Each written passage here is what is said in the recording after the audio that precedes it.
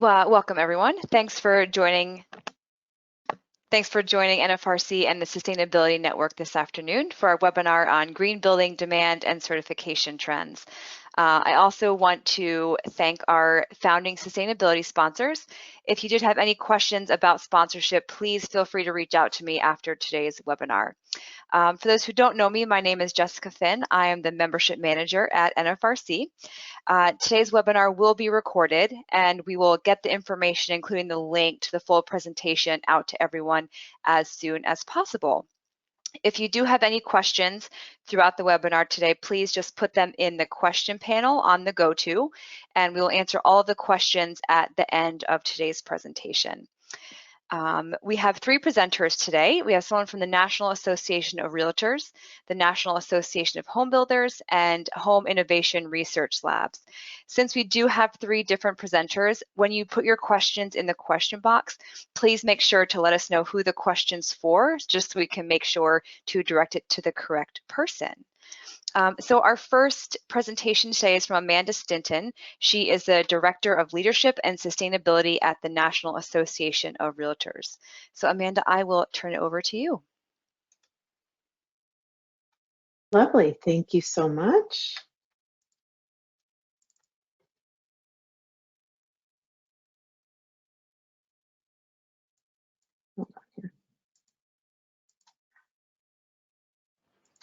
Okay. So thank you so much. Good afternoon, everybody, and thank you for the introduction. I'm very happy to be joining you all today. I'll be sharing a bit of information today about the realtor perception around sustainability, as well as what our organization is doing and how realtors use energy efficiency as an asset through home features in the listing and sales process. So I want to first set the stage about the realtor organization's sustainability efforts so you can better understand how this ties into the conversation. And we are currently in year 2 of a 10-year sustainability and resilience plan, which focuses on 4 key areas: environment, social, governance, and resilience. And the plan offers a comprehensive look and a strategy that helps strengthen our association's key efforts around sustainability within the industry. So I have a high-level overview. I won't spend much time here, but these are the 4 pillars of our plan and what they mean to the industry. So starting with the environment, this pillar contains a whole series of actions, again, over a 10-year period, that really measures the impact of specific and positive actions that contribute to the natural environment.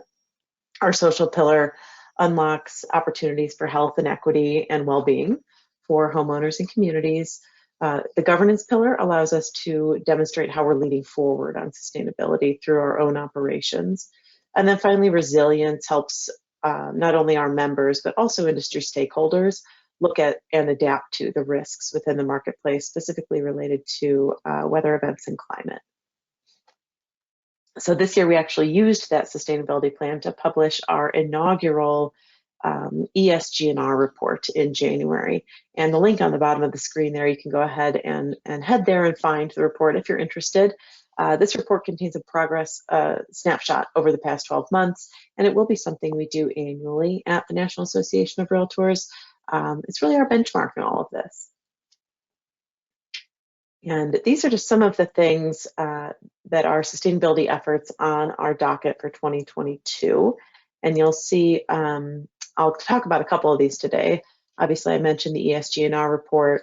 Our Home Performance Counts initiative is a joint effort to help boost awareness and engagement on home performance through various features and benefits throughout the industry. We're also creating a set of state and local resources for realtor associations around the country to help guide them in their sustainability conversations, policy changes, code changes, different efforts and initiatives that are out there. And we're also developing a sustainability course for realtors, so helping them better understand what sustainability is and how it is impacting the real estate industry. Next week, we're hosting a sustainability summit to continue that conversation with our members as well and create some thought leadership on the topic.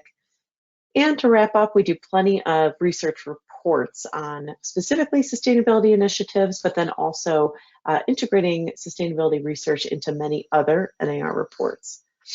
So in fact, last month, we published our 2022 Realtors and Sustainability Report. This is an annual report that we do, And we have both a residential and a commercial version. So I just want to highlight a few things from this report. The first of which is that 50% that you see on the left side of the screen. And the 50% represents the number of realtors surveyed who have helped clients buy or sell a home with green features in the past 12 months.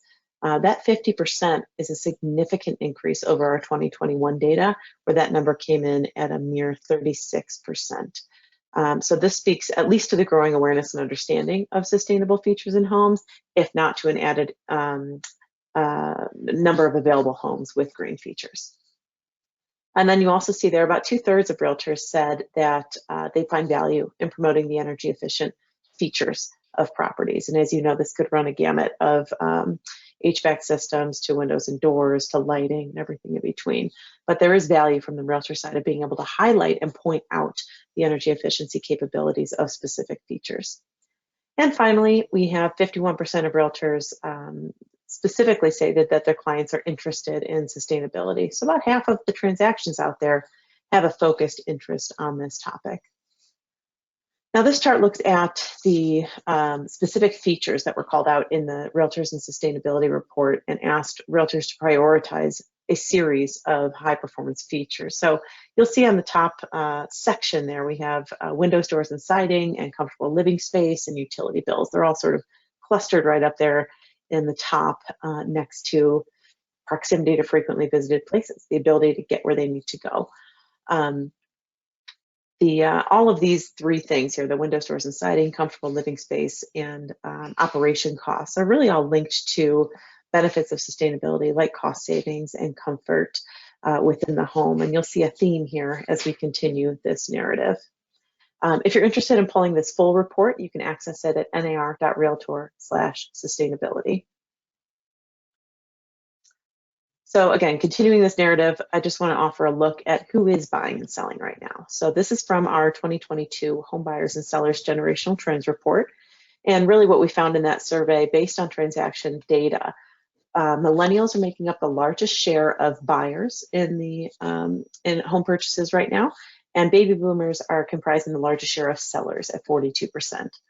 Now, why is this significant? Well, mainly because we know both millennials and baby boomers are prioritizing benefits from sustainability and resiliency, specifically cost savings, health benefits, comfort or overall operational total cost of ownership benefits. And the millennials and the baby boomers, they may prioritize different things in that list as more valuable than others, but they both generations see value in sustainability features.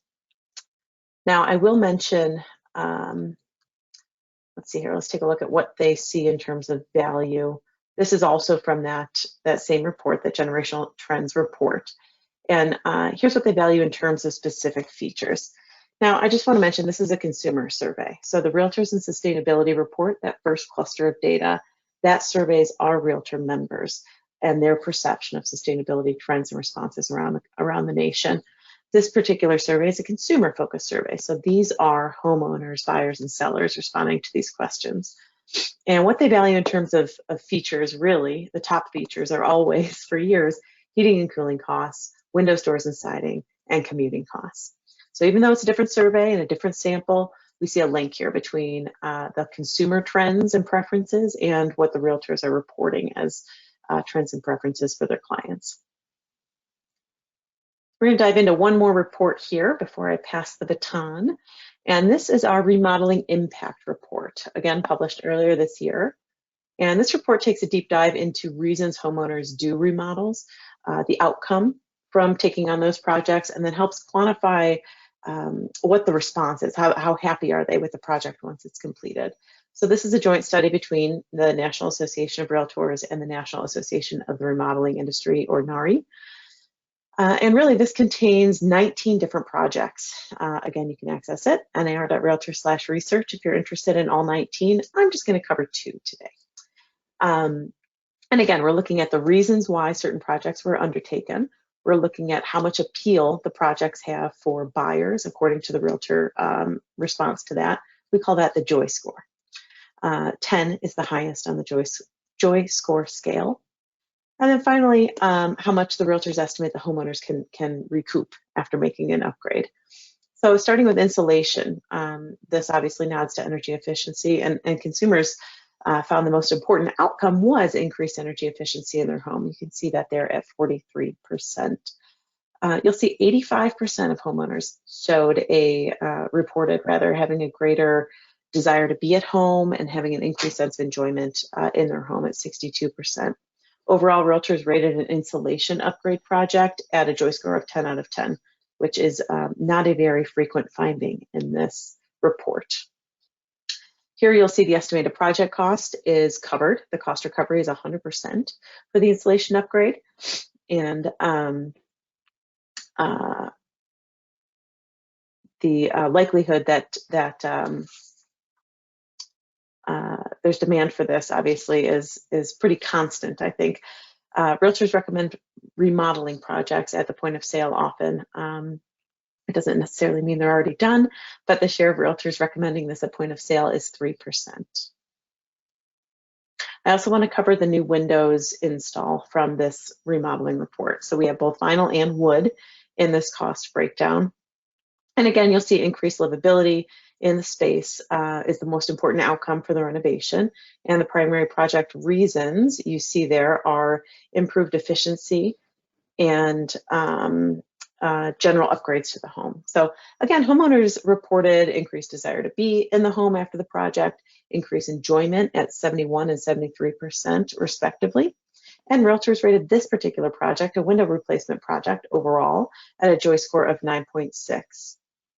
In terms of cost recovery, we actually break down vinyl versus wood here, and you'll see that on there. But in terms of cost recovery, this says 67% of the value is recovered with the vinyl window project, and 63% of the cost recovery is available for a wood window project. So this is just a snapshot, but all of this data really points to increased awareness from both the consumer and the professional perspective around sustainability benefits in real estate and home performance. And homeowner engagement and realtor interest in sustainability is continuing to grow, and we're seeing that in multiple reports. So before I pass it over to the next presenter, I would like to share a bit of information on what we're doing now that we have this data. What are we doing about helping improve awareness and build upon this initiative? So I want to introduce you guys to a joint initiative between the National Association of Realtors and the National Association of Home Builders called Home Performance Counts. And this is just a snapshot of that web page. And if you're interested in visiting, it's HomePerformanceCounts.info for the joint initiative. It's really all about collaboration between realtors and builders and really just different types of professionals in the housing industry with the goal of improving home performance conversations between professionals and consumers. So I encourage you all to go check out HomePerformanceCounts.info, and there's a great introductory video there as well. And I just wanted to share a few of the things that are included there. What motivates clients to buy a green home, its specific features and benefits related. That information is on the website. We include a translator tool for linking client interest with specific features and then providing the professional with a bit of a script almost to help them talk through what the benefits are and what related products could help the homeowner reach those anticipated benefits. We outline potential questions. We talk about common cues that may turn you on to the fact that maybe somebody is interested in one home performance benefit over another, for instance, energy efficiency versus health. We also have a library of green home tours and also a library of professional resources that are available to download. And then finally, we can connect realtors and builders. We can connect professionals with professionals. We'll connect consumers with professionals. And then we also have a link to an online home performance shop with a company called Rise that's part of the NAR REACH program. So believe it or not, we're just scratching the surface here, but I hope that the information and data I shared today was a bit helpful in putting a piece of the puzzle in place. So I hope you can use these 3 takeaways in your own businesses as you explore what sustainability and home performance benefits are top of mind for the projects that you're working on and the clients that you're working with. We know that home buyers want to live in properties that are safe, comfortable, healthy. We know that consumer preferences are changing. We're seeing that all over the industry. And in many cases, the high performance features are preferred, right? And then finally, there's opportunity for collaboration. So don't undervalue the opportunity to connect and increase your own value proposition through collaborative conversations. So with that, I will say thank you very much, and I will pass the baton over to Anna. All right, thanks, Amanda. Before I introduce Anna, we do have a quick poll that we want to do. We just want to get an idea of how you're talking to your customers about sustainability and energy efficiency. So you should see the poll, so go ahead and just take a moment to answer the question.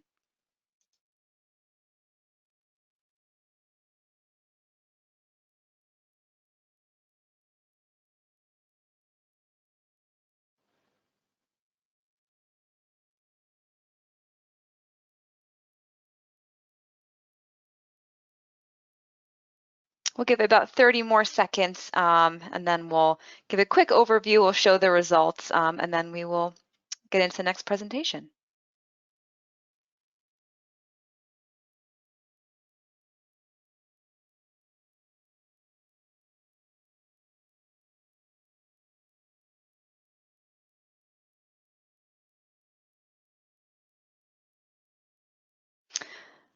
All right, so hopefully everyone can see the poll results, but a mix of email, website marketing, not sure, and then a little bit of TV, radio, or print. So thanks for those who answered the poll. I know it'll help some of the presentation. But now I'd like to introduce Anna. She is the Program Manager for Sustainability and Green Building at the National Association of Home Builders. So Anna, I will turn it over to you. Great, thank you. So, can you hear me okay? Yes, we can. Awesome. Thanks, Jessica, and thanks, Amanda, for kicking us off. I know Amanda briefly mentioned the Home Performance Counts, which I'll try and link back to a little bit. And while it's primarily geared at home builders and realtors, I think there are certainly pieces that you all can pull from, especially when you're talking to clients about the products that you're dealing mostly with. So high performance windows and doors and all that fun stuff. So with that, kick it off. Anna, sorry, I seem to have lost the PowerPoint, so 1 second. I have Sure, it, it's just not showing for some reason, so sorry about that. No worries. I'm working off one measly screen today. So okay, you should be all set. Sorry about that. No worries. All right, if you go to the next slide. I just wanted to start out by giving you a sense of what's happening in the overall market. So the first few slides I'll focus on a set of surveys that we did actually back in 2018 of green home builders and remodelers. So these are a set of 4 surveys that we did on green building that's parsed out into 4 different topics. So market activity, marketing, drivers and obstacles, and then products and practices. And we shifted to doing these shorter surveys from previous years. It was one longer survey, but we thought, why not try shorter surveys just to try and increase the response rate, which ended up working. So overall, there were about 1,100 folks, unique respondents for this set of surveys who completed a total of 2,000 surveys. And in these set of surveys, we were asking all in the context of green building market activity. So how we define a green home was that it incorporates strategies in design and construction that increase energy, water, and resource efficiency, and includes strategies to increase indoor environmental quality and minimize environmental impacts on site, and or is certified by a third party, such as National Green Building Standard, Lead for Homes, or any other green rating system out there. So as you can see just from this chart here, about 1/3 or more of single-family builders and multifamily builders and remodelers report doing over half of their projects as how we defined as green.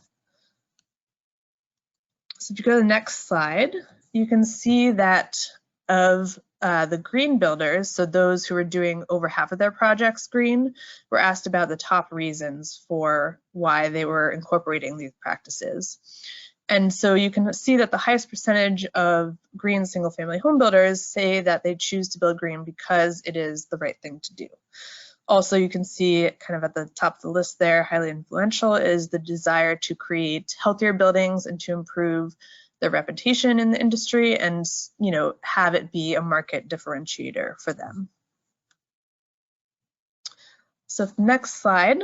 This is the last slide that I'll talk about, just overall market activity. You can see that over 91% of those surveyed in terms of for single family builders use energy efficiency practices on at least some of the homes that they build, and over 2/3, so about 69%, use them on most projects, most being 75% or more. And so this really demonstrates that energy efficiency, I think, as we know, is a common practice that's not confined only to green builders. People are doing this whether or not they label it as green. And then practices that improve indoor environmental quality and water efficiency are used by over 2/3 of builders, but only about 1/3 do these practices on most of their projects. So if you go to the next slide, I'll dive into the next survey that I'm going to talk about, which was a consumer survey. So not sure if our survey research team had the Spice Girls in mind when they titled this one, but this study is done every few years and is based on a comprehensive nationwide survey, geographically distributed. And this particular one was done in the summer of 2020 and actually authored in 2021. So this was at the beginning of the pandemic, and we received 3,247 respondents. And so these are folks, recent home buyers, so those who bought in the past 3 years, and prospective home buyers, so those who anticipated buying in the next 3 years. So if you click through, I think this is animated, one more click there. With this version of the study, we wanted to get some insight into how things were changing because of the pandemic. And bear in mind, you know, this was about 5-6 months in. So more broadly, in the summer of 2020, the majority of folks did not have a change in the preference for home size, although 21% did indicate that they would want a larger home, and 12% said that they would prefer a smaller home. But when we looked into the data a little bit more, and this is, again, just giving some context before I dive into some of the nitty-gritty of the green features that we asked about, but of those who said that they would want a larger home, homes with at least one teleworker and one virtual student were the most likely to choose that preference for a larger home. And next slide, again, just to give some overall context of where folks were looking. And if you click through, this is also animated.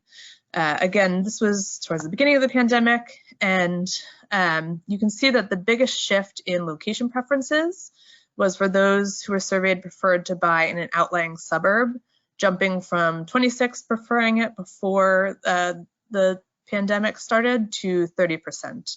And for other locations, there wasn't as big of a change. And this is, if you click through just a few more times, just to give you a sense of how diverse the preferences that home buyers and prospective home buyers have for what type of design that they're looking for.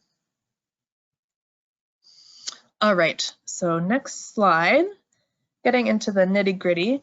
So in this survey, we asked about over 200 features for current and prospective home buyers. And so each respondent chose between these 4 options here. So whether or not the feature that we were asking about was essential, meaning that they would be unlikely to buy the home without that feature. Desirable, meaning that the current or prospective home buyer was seriously influenced by the home with that feature.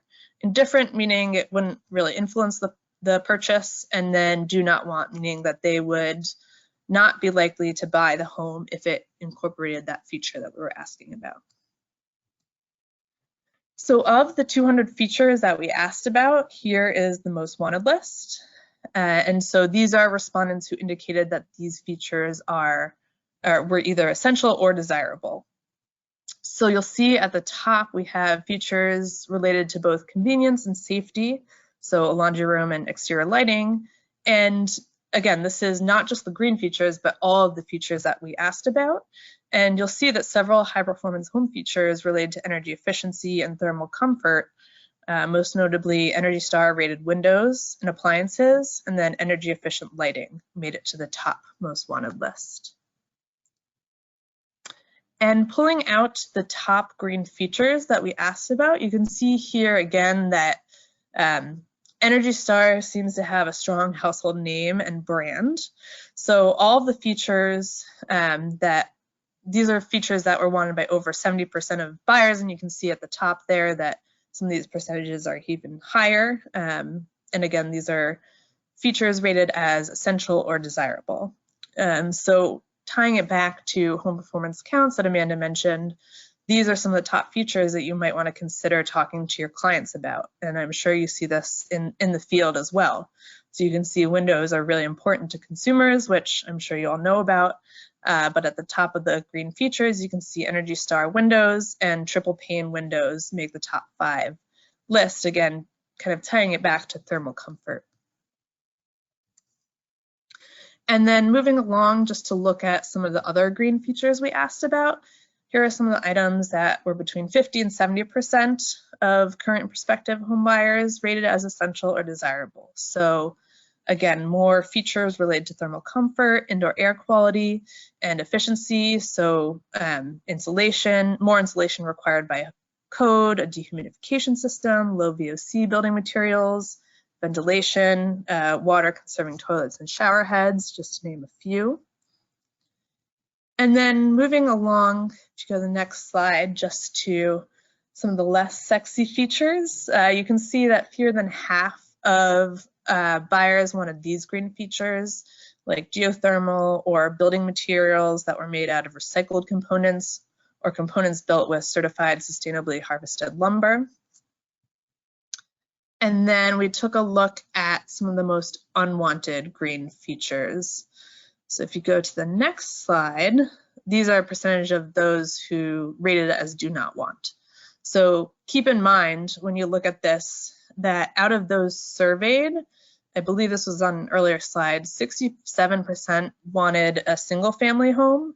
So preferences for green roof, for instance, might shift if you were to ask a cohort of folks who live in multifamily buildings. So I know here in DC, a lot of younger folks who live in multifamily buildings, that's actually a desired feature, you know, that they want a common space that they can take their dog to, maybe on the roof, having a green roof run. So I think that might shift if you asked a different subsect of folks. And I think it would also be interesting to see if there was a significant difference based on region of the country for the rainwater collection feature. So if you looked at folks, you know, in the West, they might rate that as more desirable. And in the study, we do break down by region. I just wasn't going to go into that much detail for this presentation. But if we keep moving along, in addition to the features that we asked about, we also have a few questions in there about trade-offs. And we find that when given the option, consumers choose the green or more durable option. So for instance, 66% of respondents would prefer more expensive finishes and materials that last longer, as opposed to cheaper materials that need to be replaced more often.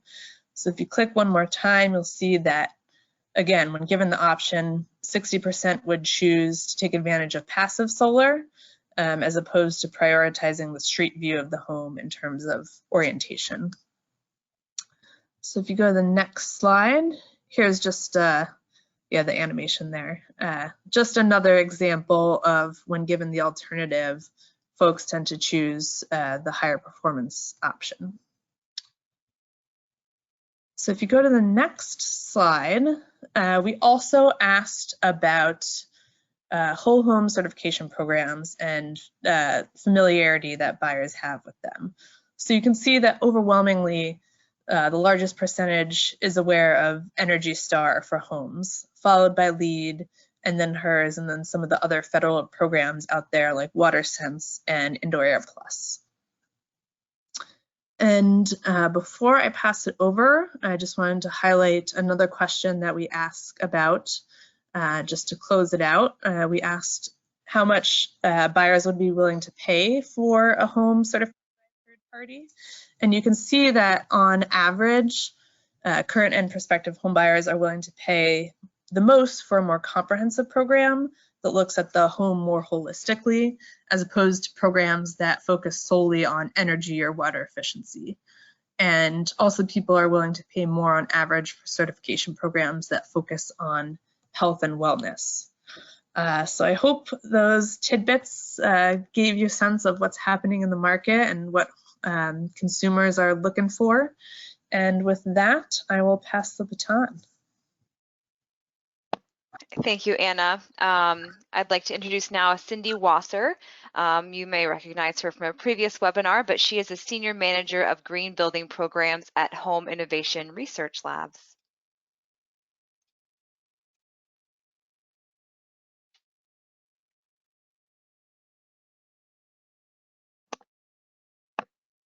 All right, thanks so much, Jess, for the introduction, and thanks for giving a platform for this webinar where we can talk about green building trends and what we're seeing. So my portion of today's program is a little bit different because Amanda and Anna spoke about green building trends and research data, but I'm going to be sharing out some of our certification activity that we've observed with the NGBS Green Certification Program. I'll be talking about who's getting third-party green certification for their buildings and what's driving them. So before I move on, Jess, everything looks okay in terms of my video and slides? Okay, awesome. So first I wanted to give some background for Home Innovation Research Labs. We are a nearly 60-year-old product testing and certification laboratory located in Maryland, just outside the nation's capital.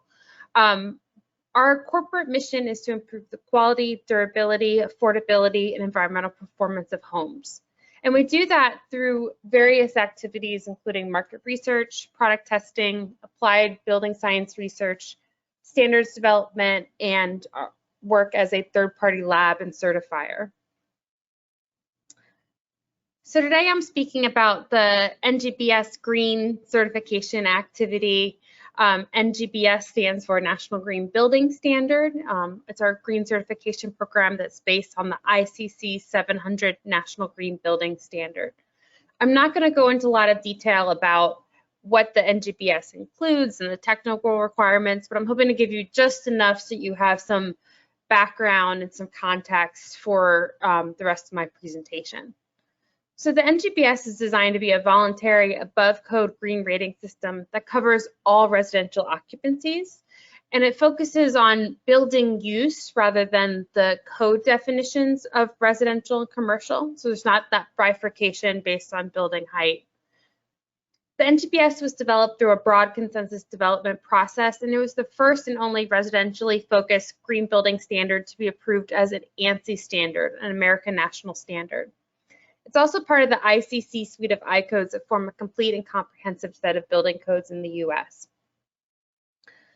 So if you're familiar with other green building systems, these categories of green practice shouldn't be a surprise.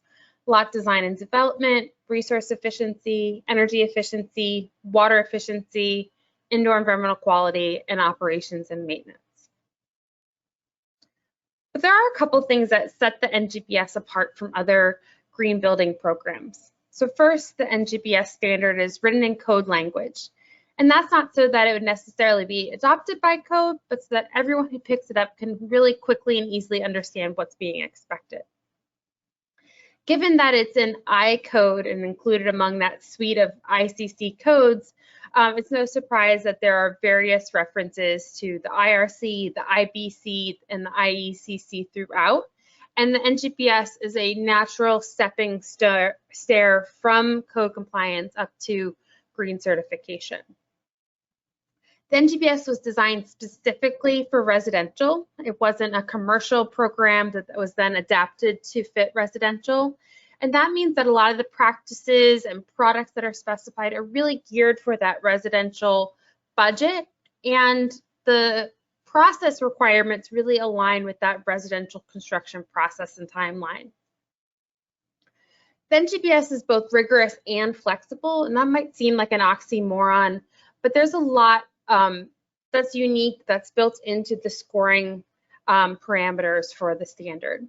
So first, there are a number of mandatory practices included in most of the chapters, and that sets a baseline for baseline performance. So wherever a building is certified, it's going to meet those mandatory items. And then above that, there are point thresholds in each and every chapter as well as overall. And that ensures that any building that's certified is holistically high performing, and they can't just group their points in one or a few categories. And then at the same time, there's a lot of flexibility built in, because beyond those two elements, hitting the mandatory items and meeting the point thresholds, there are numerous practices to choose from to get to certification.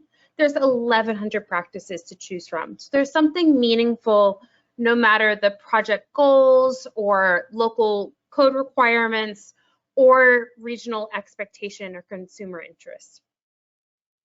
Finally, the NGBS is more than just a design standard. There are practices for design, construction, verification, and operations and maintenance.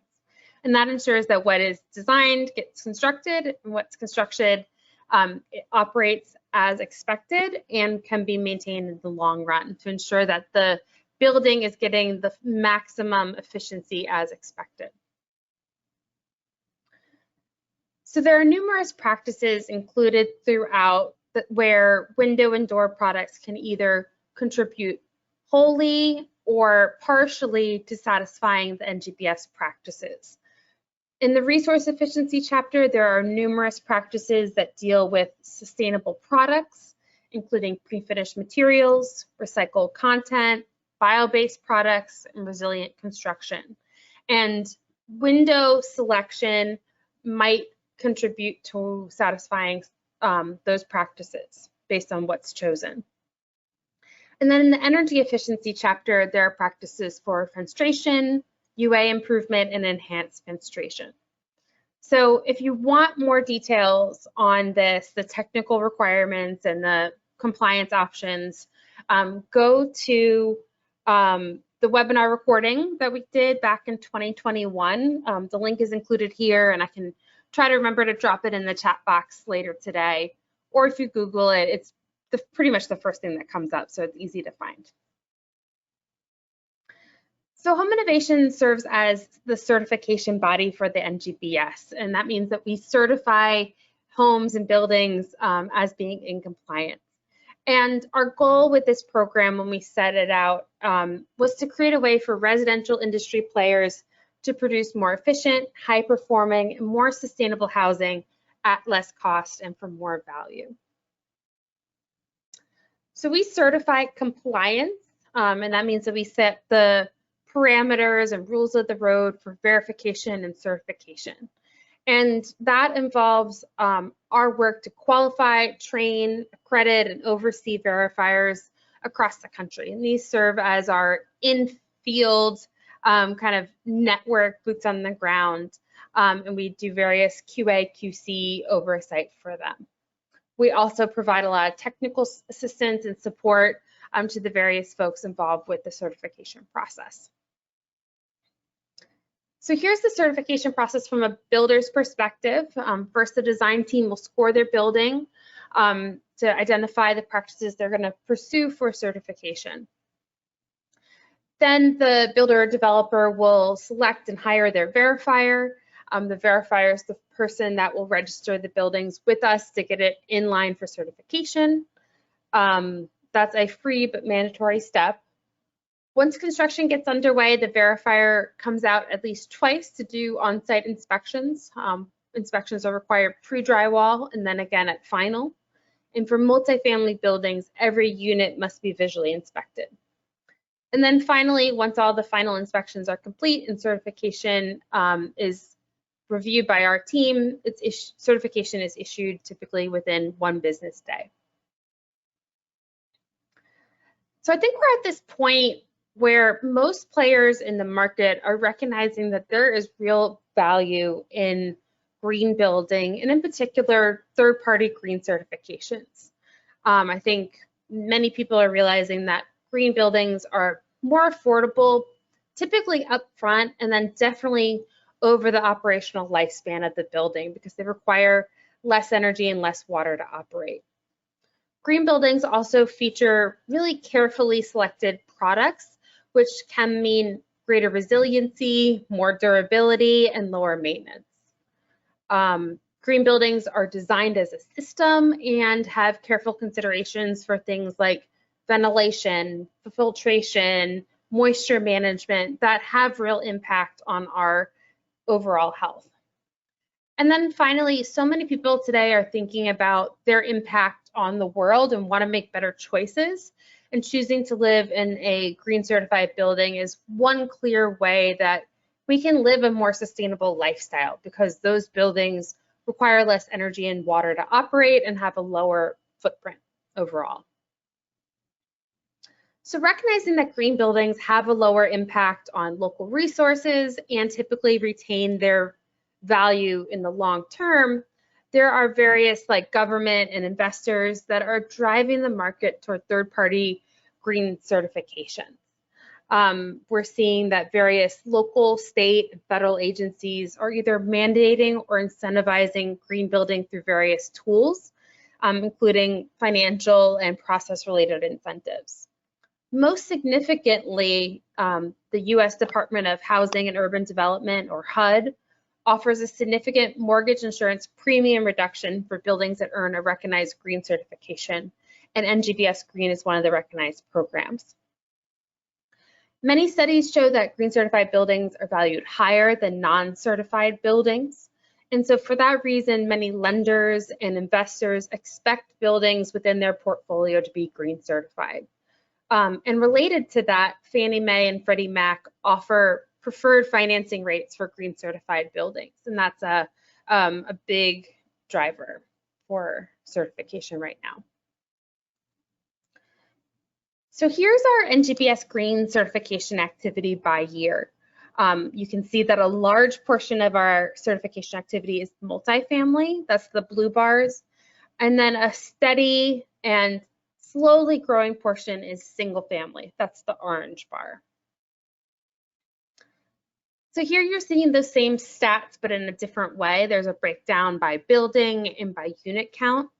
So you can see here we've certified over 360,000 homes and apartments to date. So we certify more residential units per year than any other green building program. And you can see that there's about the same amount of activity in our pipeline for certification in the near future as we have certified already. So that shows that those bars are just going to continue to go out further and further to the right as the years go on. So there are NGBS green certified buildings in nearly every US state and Caribbean territory. The top states for multifamily activity include Texas, Florida, and North Carolina. Top states for single family include North Carolina, Virginia, and Delaware. In general, green building is hottest in the areas where there's the greatest construction activity. So right now there are a lot of housing starts in Texas and North Carolina and Florida. And for no surprise, those are some of the top states for NGBS green certification as well. So I said that single family activity is small but growing. In 2021, single family activity was up 24% from the year prior. In general, we're seeing that single family home certification is more so driven by marketing and consumer demand than it is in the multifamily space. There just aren't the same volume of financial incentives or investor mandates than that exist in multifamily. So what's really driving this is like in those areas where there's a lot of construction activity, like in North Carolina, the builders want a way to differentiate their homes from other builders in their market, and getting a green certification or getting a level of that certification that's higher than their competitor is really important. There are a couple factors that keep the single family sector from seeing the same robust activity that we observe for multifamily. So I think the single family market's a little bit more sensitive. So sometimes when there is such a hot market, the builders just need to get their product out as fast as possible, and they're not necessarily able to commit to that certification process. And the consumers at that point in time might not be expecting it. They're just looking to get whatever they can for the money that they have available. Next, there are far fewer incentives for single family homes. Those builders tend to be more cost sensitive and affected by changes in the supply market and land prices. And then finally, state residential codes vary so greatly. So it'd be hard for a production builder to commit to pursuing green building certification in every area where they build, because there's such different starting points for each of those different markets. The one area where we have seen a bright spot for single family homes right now is Puerto Rico and US Virgin Islands. So in Puerto Rico, a lot of homes are being reconstructed or replaced currently following Hurricane Maria.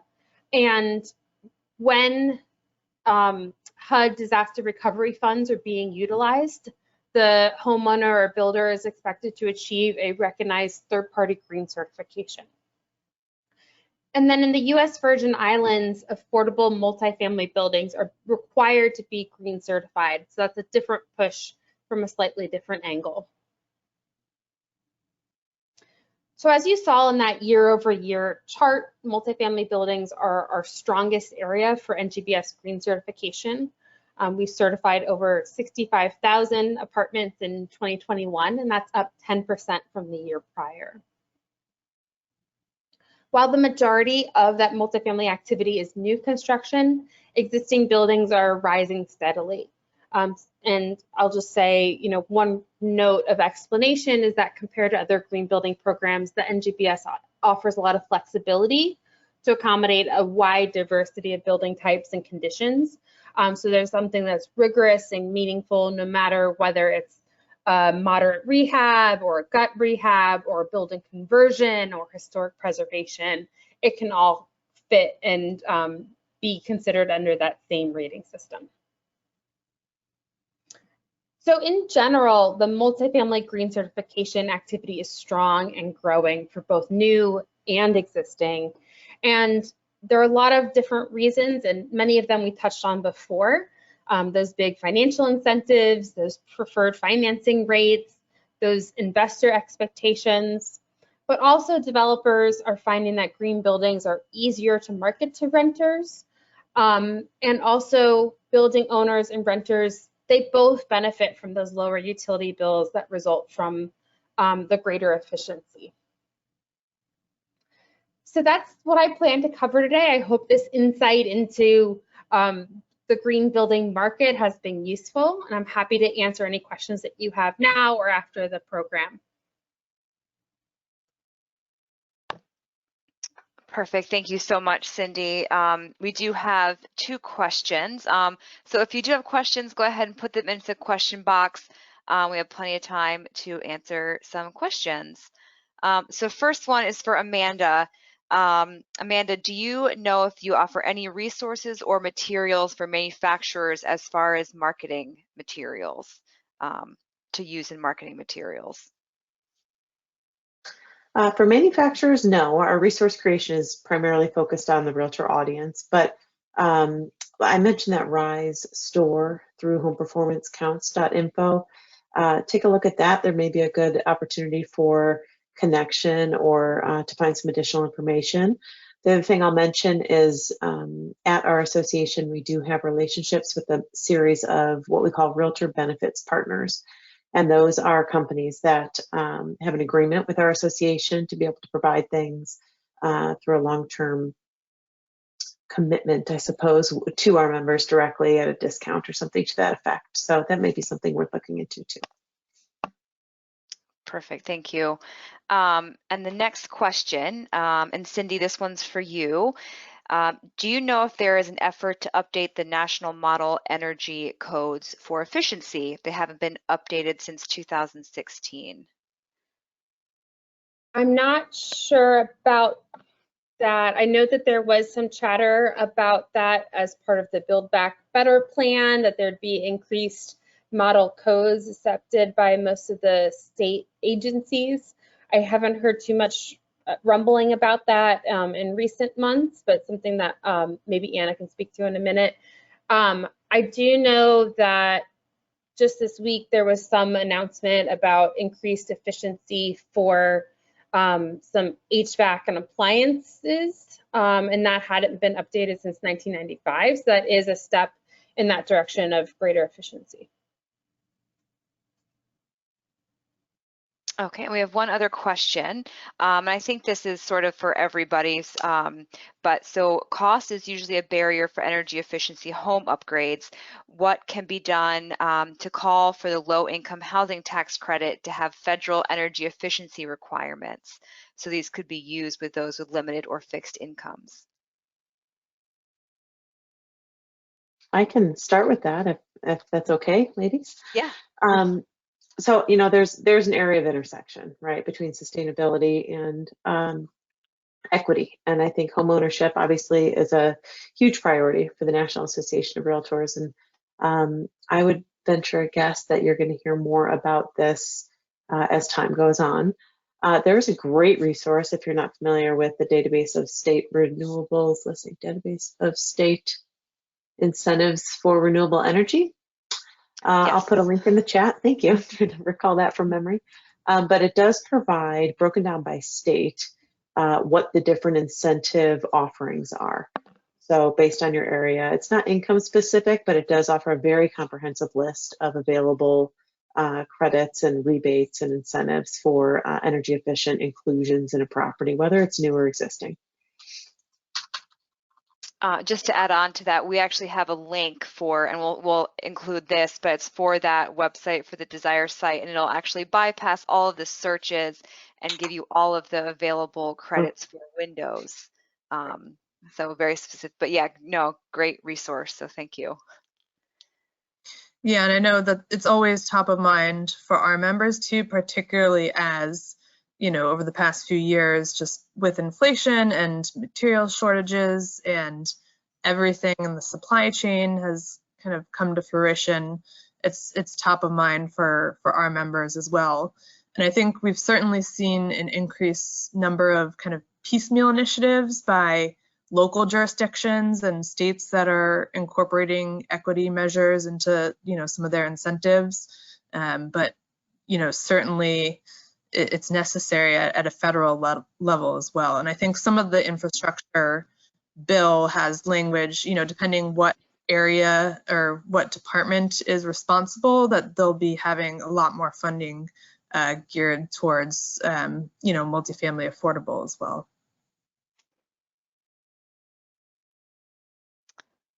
Okay, so our next question, and again, I think this could go to all of you or a couple. What is the best way to search for homes that are energy efficient? So I guess, Amanda, we'll start with you. Is there a way to, you know, to do those type of searches when you're looking for a home? Yeah, another great question. You would think this would be very much accessible and at your fingertips, right?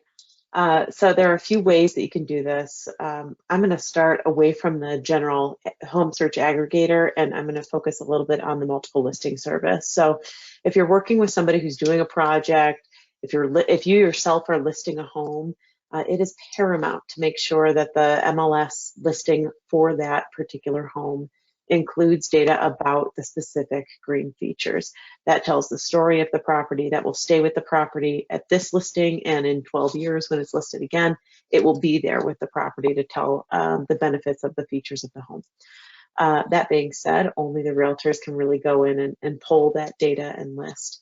But many MLSs, there are hundreds of MLSs around the country, and many of them do include a set of green fields that realtors can search by and organize property listings by certain features or certifications. It doesn't have to be a certification, but obviously the more holistic you can be, the better.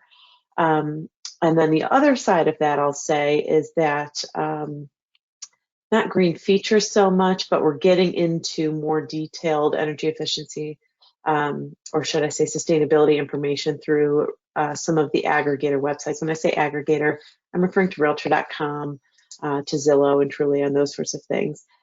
You can sort by certain features on those sites, and Realtor.com has a bit more of like walkability scores. They have risk factor, flood factor, fire factor data integrated into the listings. It's not as much about performance on that site as it is about the longevity and sustainability of the property. And So, go ahead, Anna. I was going to add just a few sites that come to mind. Nothing is really entirely comprehensive, but there are a few different organizations that are working on this, in addition to the work of incorporating green fields and activating them in the MLSs.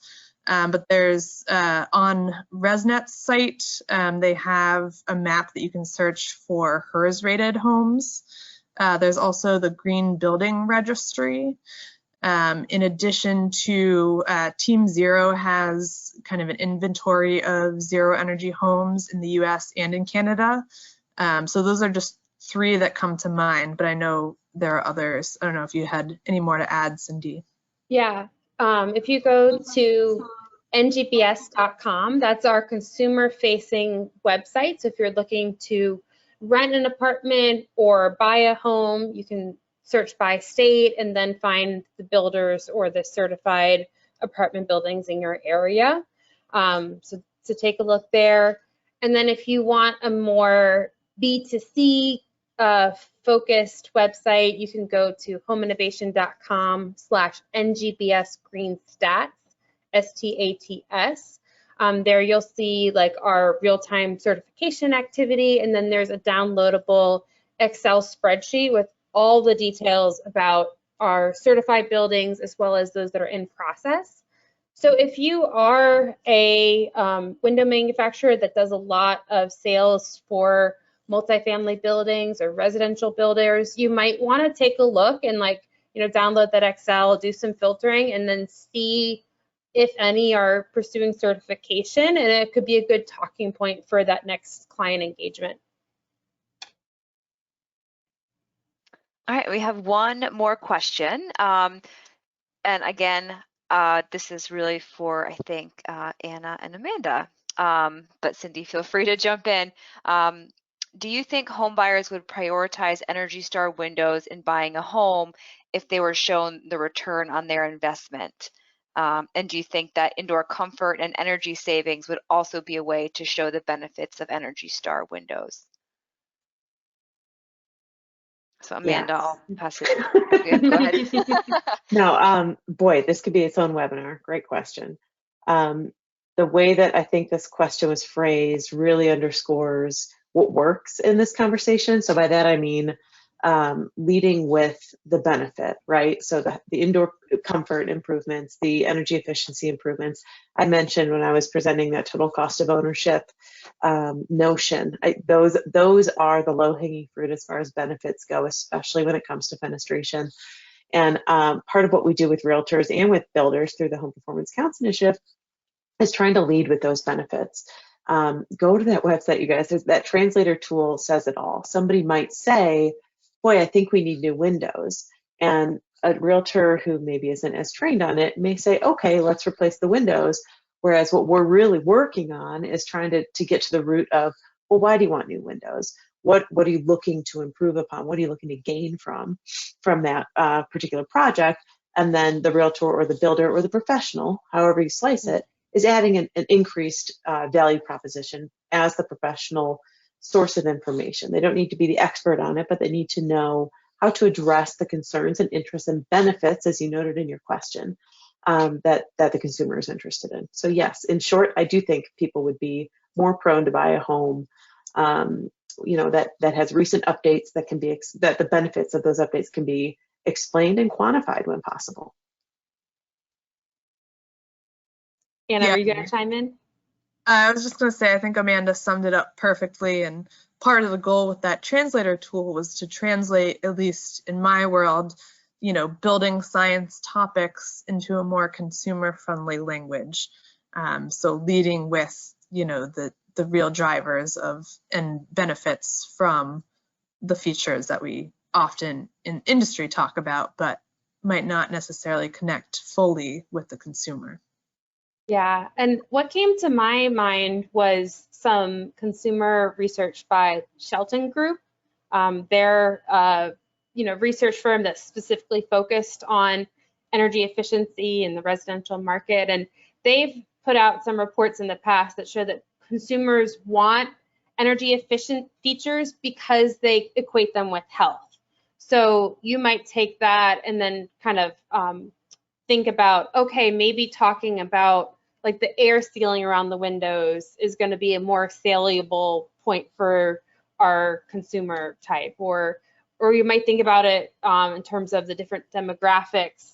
An older person who's buying a home might be more driven by that energy savings and the money in their pocket, whereas people that are younger, they might be driven more for that broader sustainability or that health feature. So it really depends on who you're talking to, but thinking about taking that energy efficiency feature, then drilling down to the benefit and the value to the consumer is going to be really important.